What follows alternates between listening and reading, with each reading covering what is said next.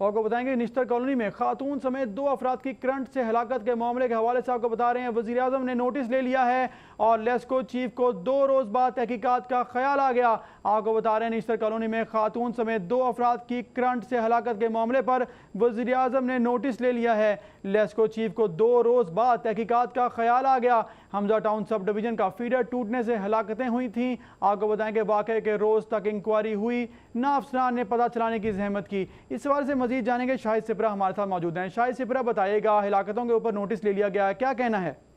جی بالکل، یہ Lahore electric supply company کی حمزہ ٹاؤن سب ڈویژن ہے جس کا حمزہ ٹاؤن فیڈر بارش کے روز ٹوٹنے کی وجہ سے وہاں سے گزرنے والے جو 2 راہگیر ہیں جس میں ایک مرد اور ایک خاتون شامل ہے، اور اس شاہراہ میں چونکہ پانی جمع ہوا تھا اور جب یہ 11 kV کے جو ہائی ٹرانسمیشن لائن ٹوٹ کر گری تو ان کو اچانک کرنٹ لگا اور کرنٹ لگنے کی وجہ سے دونوں جو افراد ہیں اور خاتون سمیت موقع پر جاں بحق ہو گئے۔ اس کے بعد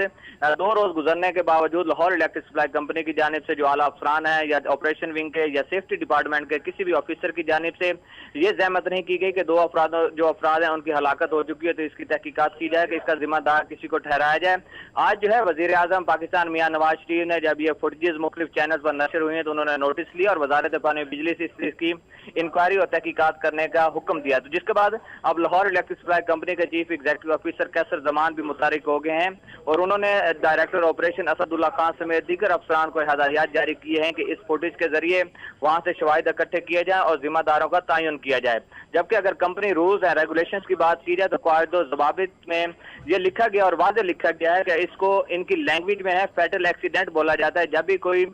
شخص کرنٹ لگنے کی وجہ سے چاہے وہ پول سے ٹکرائے یا تاروں سے ٹکرانے کی وجہ سے یا تاریں ٹوٹنے کی وجہ سے یا پھر ان کا لائن سٹاف جو ہے وہ کام کرنے کے دوران کرنٹ لگنے سے جاں بحق ہو جائے تو اس پر ایس ڈی او اور جو فیڈر انچارج ہے لائن سپرنٹینڈنٹ اس کو فوری طور پر معطل کر کے اس کو شو کاز نوٹس جاری کیا جاتا ہے اور اس کا ہیڈ آفس رپورٹ کرنے کی ہدایت کی جاتی ہے۔ لیکن یہاں پہ حالات جو ہے اس کے برعکس نظر آئے، نہ تو سپرنٹینڈنٹ انجینئر کے خلاف کارروائی ہوئی، نہ ہی ایکسین اور نہ ہی ایس ڈی او اور نہ ہی فیڈر انچارج جو کہ اس فیڈر کا ذمہ دار تھا ان کا تعین کیا جا سکا کہ ان کی غفلت اور نااہلی کی وجہ سے جو بوسیدہ ہائی ٹرانسمیشن لائن تھی وہ ٹوٹی اور اس طرح 2 جو قیمتی جانیں ہیں وہ ضائع ہو گئیں۔ اب وزیر اعظم میاں نواز شریف کی جانب سے نوٹس لینے کے بعد لیسکو چیف کیسر زمان سمیت دیگر اعلیٰ افسران متحرک نظر آ رہے ہیں۔ اب دیکھنا یہ ہے کہ 2 روز تک تو یہ تحقیقات نہ ہو سکی، اب نوٹس لینے کے بعد